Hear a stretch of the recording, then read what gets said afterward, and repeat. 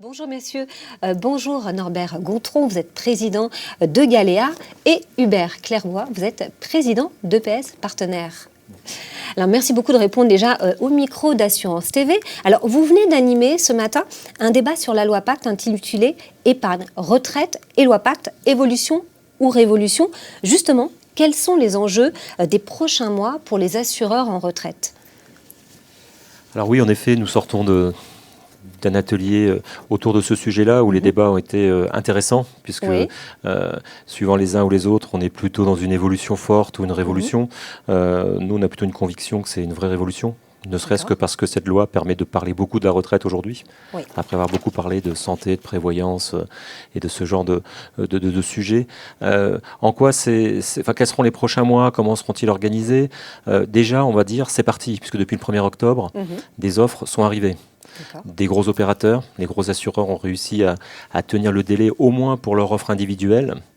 Et donc, déjà, ils sont prêts pour la collecte de fin d'année, à savoir récupérer les primes, notamment des indépendants, pour la fin de l'année, après une année blanche fiscale en 2018.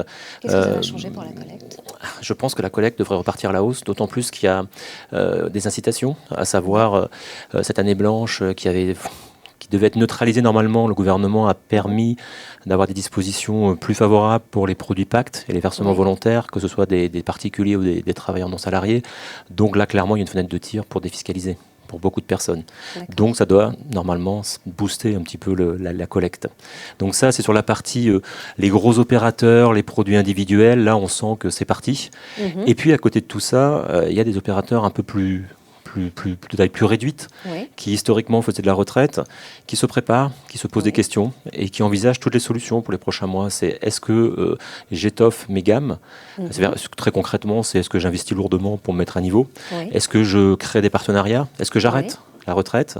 Donc toutes ces réflexions-là chez les opérateurs, assureurs, sont en cours aujourd'hui. Et donc, je pense que dans les prochains mois, on aura différentes annonces d'opérateurs qui vont arriver. Des regroupements, on voit des regroupements, on voit des gros opérateurs aussi qui prennent les plus petits, donc des mouvements. On a clairement une reconfiguration. Des fusions ou l'intégration dans ce qu'on appelle des SGAM. Donc voilà, beaucoup de choses comme ça. On voit une reconfiguration. Donc en ça aussi, la loi Pacte est une révolution. Ou en tous les cas, elle accélère certains rapprochements dans les métiers de la retraite supplémentaire. Hubert.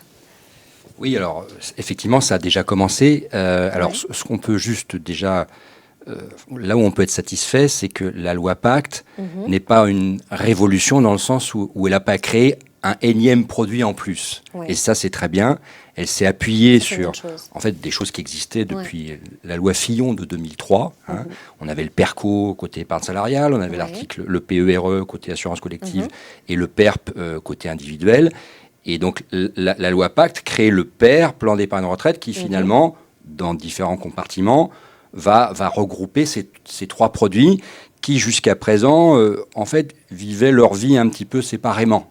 Très bien. Alors, l'enjeu pour les assureurs, il est aussi là. C'est que les assureurs, comme leur nom l'indique, ils étaient très portés sur les produits d'assurance, à savoir les produits individuels, PERP, et le 83.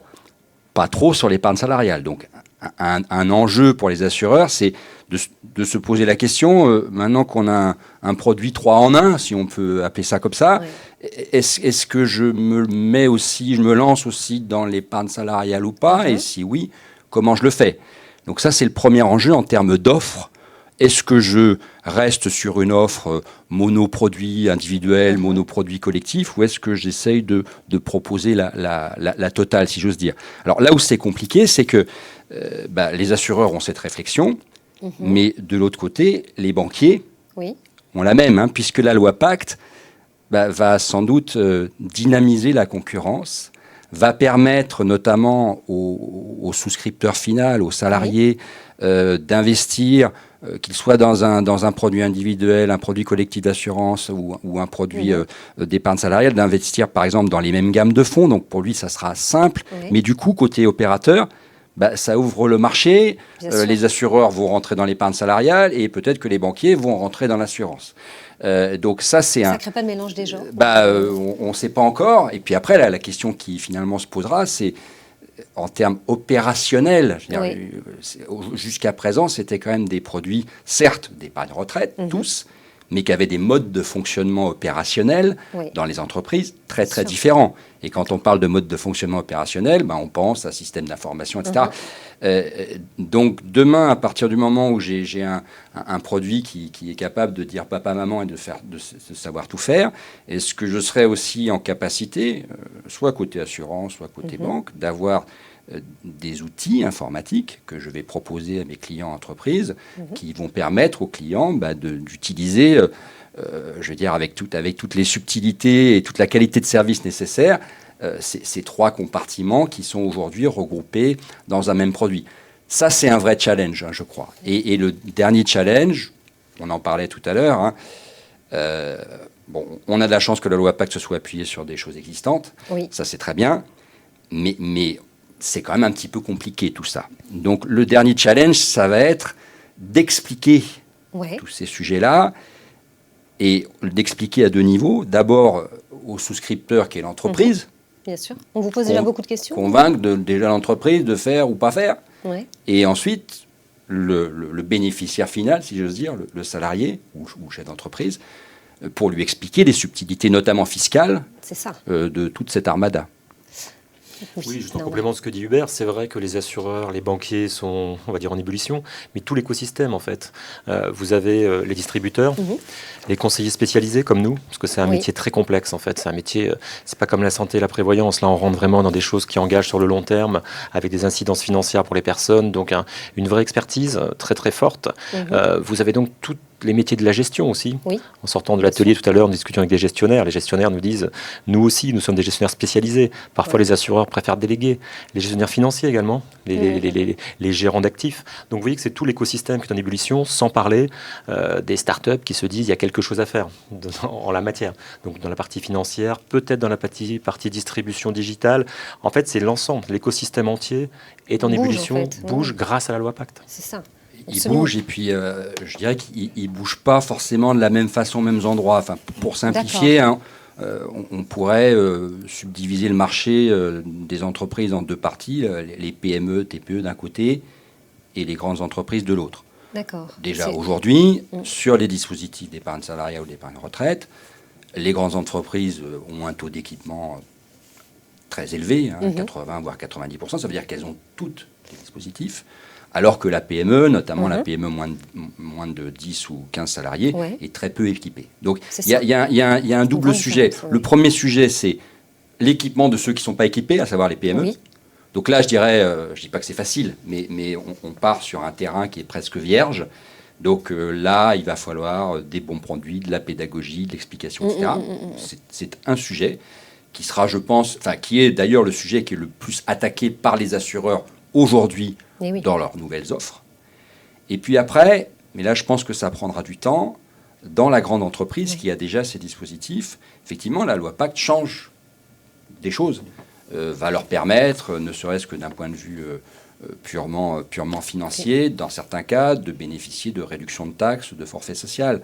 Donc quand je suis grande entreprise, que j'ai des dispositifs qui tournent dans une grande entreprise, souvent, quand on discute avec un DRH sur ces sujets d'épargne salariale et d'épargne retraite, parfois on a la réponse « Moi, je suis content quand j'en entends pas parler ». D'accord. Ça veut dire que ça ronronne. On a aujourd'hui des opérateurs, que ce soit côté assurantiel, côté épargne salariale, qui ont des niveaux de qualité de service qui sont très bonnes. Demain, je suis une grande entreprise, j'ai mon 83 chez un assureur, mon épargne salariale chez un banquier. Est-ce que j'ai intérêt à regrouper tout ça? Est-ce que j'ai intérêt à prôner la visibilité, la simplification pour le salarié en lui proposant, par exemple, les mêmes gammes de fonds, les mêmes offres? Alors, tout ça sur le papier, ça paraît très facile. Mais un petit sujet sur la loi Pacte, et notamment vis-à-vis des grandes entreprises qui sont déjà équipées, c'est que quand on tire un fil, on s'aperçoit qu'il y a une pelote qui résiste. Tous les textes ne sont pas encore parus, on attend encore des circulaires. Et aujourd'hui, je ne suis pas certain que ce soit facilement possible pour une grande entreprise qui le souhaiterait, avec les outils dont on dispose aujourd'hui, qui ont été développés soit par les assureurs, soit par les banquiers, d'avoir une offre globale commune qui fonctionnerait bien et avec les mêmes qualités de service qu'on a aujourd'hui dans différents silos. Donc de ce point de vue-là, je pense aussi que sur la thématique grande entreprise, il y a un sujet d'abord de réflexion en interne dans l'entreprise et en particulier aussi avec les organisations syndicales, hein, puisque c'est un sujet qui est en général négocié. Donc en interne de savoir, est-ce que je bouge, est-ce que je bouge pas, si je bouge, j'y vais comment, vers quoi. Donc toute cette réflexion, de mon point de vue, prendra beaucoup plus de temps que la mise en place finalement d'un pair dans une PME où les offres sont là et on est sur un terrain vierge. Hubert a raison de préciser que les syndicats s'approprient la chose. Ils étaient plutôt occupés ces derniers temps par, encore une fois, les réformes santé. On a eu le 100% santé, on a eu beaucoup de choses qui ont intéressé, qui intéressent tout le monde et qui sont malgré tout plus simples d'accès. Là, on sent que les syndicats s'intéressent à la retraite. On fait plus que le sentir, même on est en contact. Et les branches aussi, les branches professionnelles commencent à y arriver. Donc par rapport à votre question initiale des assureurs, les assureurs ont bien compris aussi comment les branches pouvaient être un vecteur, de transmission, de communication avec les TPE, PME qui sont toujours difficiles à atteindre en direct. Et c'est coûteux de démarcher une TPE, PME pour un assureur. Donc nous, on croit aussi au rôle des branches professionnelles dans la retraite. Ce qui n'est pas très très répandu aujourd'hui. Alors, ce qui n'est pas très très répandu, côté épargne salariale, juste si on fait un petit historique, je crois que la première fois où les branches ont été incitées à réfléchir à des accords de branche d'intéressement et de participation, ça remonte à une loi de 2006. La première fois. Et les branches avaient 2 ans. Résultat, 0. Deuxième fois, je crois que c'était loi Macron. 2015, là aussi, il y a une nouvelle incitation. Je crois qu'il y a quelques branches qui ont bougé, mais pas beaucoup. Là, il y a une nouvelle incitation à mettre en place des accords d'intéressement ou de participation pour les branches, et elles ont jusqu'à la fin de l'année prochaine pour le faire. On sent, alors c'est peut-être lié au temps qui passe, mais on sent que là, il y a vraiment un frémissement qui commence à se faire. Et c'est vrai que les branches, elles sont beaucoup axées sur leur population de PME, TPE, qui ont besoin d'outils, qui ont besoin un peu de produits sur étagère, de trucs simples à mettre en place, sans trop se prendre la tête, sans que ça coûte trop cher. Et de ce point de vue-là, je pense que les branches ont un grand rôle à jouer. D'autant plus que les partenaires sociaux ont bien compris qu'avec la réforme de Levoy, dont on parle beaucoup, en fait, il y aura des diminutions de taux de remplacement. Les partenaires sociaux ont très bien géré les régimes complémentaires, mais ils savent très bien quel est le sens de l'histoire. Les taux sont bas, la démographie est ce qu'elle est, donc ils savent très bien qu'il y aura des taux de remplacement qui vont baisser dans les régimes de retraite obligatoires. Donc ils savent très bien qu'il faut s'approprier des mécanismes comme la loi Pacte, en fait.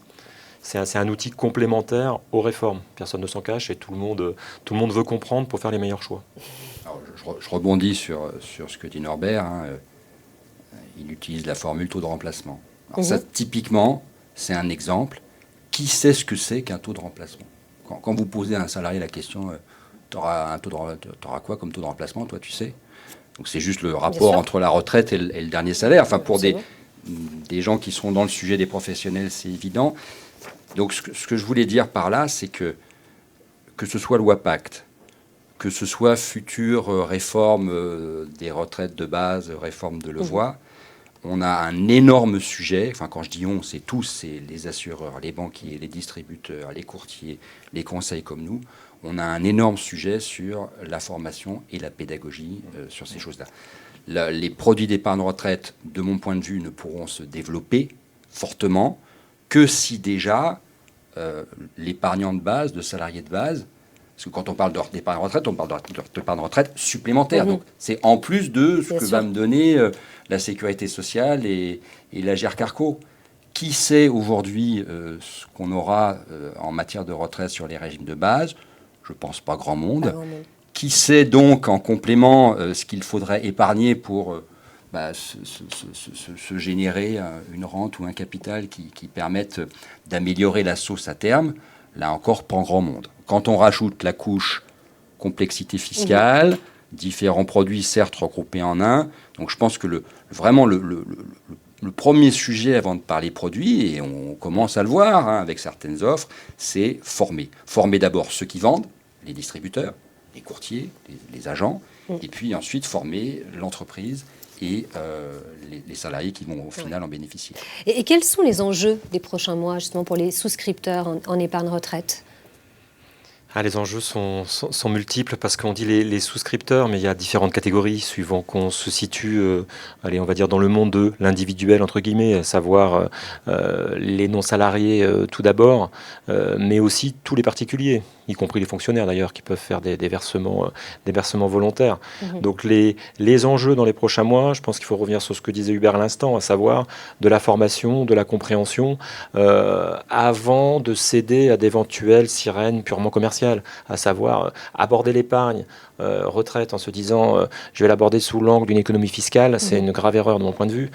Comme toujours en fiscalité, ça ne peut être qu'un bonus. Il faut que le produit soit très bon, il faut qu'on ait fait des bons choix financiers, il faut qu'on ait compris, comme dit Hubert, le mécanisme et qu'on sache un petit peu quels sont les montants que l'on peut avoir dans les régimes de retraite. Donc les enjeux pour cette population-là dans les prochains mois, c'est outre l'effet peut-être défiscalisation malgré tout de fin d'année, de ne pas rentrer dans des produits tunnels ou de ne pas être mal conseillé. Un autre mauvais conseil qui pourrait arriver pour les particuliers, ça serait de dire, vous avez bien vu que sur, alors excusez-moi pour l'aspect très technique, mais le compartiment 1 des versements volontaires de la loi Pacte, vous avez très bien vu que vous pouvez le liquider par l'achat d'une résidence principale. Si on dit à un jeune, épargne pour ta retraite à 30 ans, que ce jeune veut acheter quelque chose à Paris aujourd'hui, à 32-33 ans, je pense qu'il va vider son épargne retraite. Et il pourra le faire. Donc si on vend un produit d'épargne retraite en disant t'inquiète pas, ce sera une grande tirelire pour préparer l'acquisition de la résidence principale, je ne suis pas sûr qu'on lui rende un grand service. Parce que derrière, il y aura une gestion financière qui aura été faite sur du long terme et on pourrait sortir une tirelire pas très bien remplie. Donc il y a tout un enjeu de conseil, de compréhension pour les particuliers et les travailleurs non salariés. Et puis ensuite, on a tout le monde du collectif. Dans le collectif, donc vous avez les entreprises, et là aussi, beaucoup de segmentation, Hubert vient de le faire, les TPE, les PME, les très grandes entreprises. Donc, dans les prochains mois, ça va être aussi s'approprier le système. En collectif, pour faire simple, la plupart des contrats prévoient 2 mois de préavis.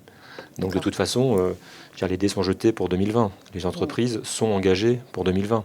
Donc elles ont l'ensemble de 2020, je dirais jusqu'à l'été, pour réfléchir, pour voir, pour comprendre, pour attendre dans les dernières précisions fiscales et autres, pour se dire, qu'est-ce qu'on fait pour entraîner les salariés, pour peut-être faire des choix avec eux. Est-ce qu'on ferme certains régimes, on en ouvre d'autres, comme dit Hubert, est-ce qu'on regroupe l'épargne salariale? Il y a besoin de beaucoup de réflexion et de compréhension, voilà, dans beaucoup d'entreprises. Maintenant, il ne faut pas oublier aussi un point, c'est qu'on a quand même beaucoup de TPE, de PME là aussi, qui vont simplement se dire, certes, il y a un petit avantage social sur le forfait social, on passerait de 20% à 16%, néanmoins, il faut quand même sortir l'argent, c'est une charge supplémentaire.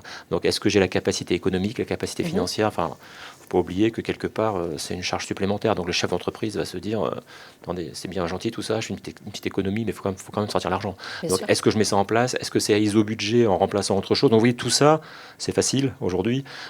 C'est des réunions, c'est des discussions, c'est des négociations dures. Donc tout ça, ça se prépare et c'est ça les enjeux des prochains mois. Oui. Peut-être un dernier mot. Je pense qu'il nous reste un tout petit temps, pour vous. Sur l'aspect enjeu, je rejoins ce que disait Norbert. Côté individuel, côté individu, effectivement, ne pas céder aux miroirs aux alouettes. La défiscalisation sur le PERP, etc., elle existait déjà. Donc c'est pas une nouveauté aujourd'hui. Et en fait, tout le monde va être démarché sur ce sujet-là. Donc ne pas céder aux miroirs aux alouettes, avantage fiscal. Très bien. Parce que d'ailleurs, on est rattrapé par la patrouille à la sortie, faut quand même pas se leurrer. Et faire quand même très attention, parce que tous les opérateurs se lancent aux offres, aux frais sur les offres, qui risquent d'être parfois un peu importants. Donc être vigilant là-dessus. Il n'y a pas d'urgence. On parle d'épargne retraite.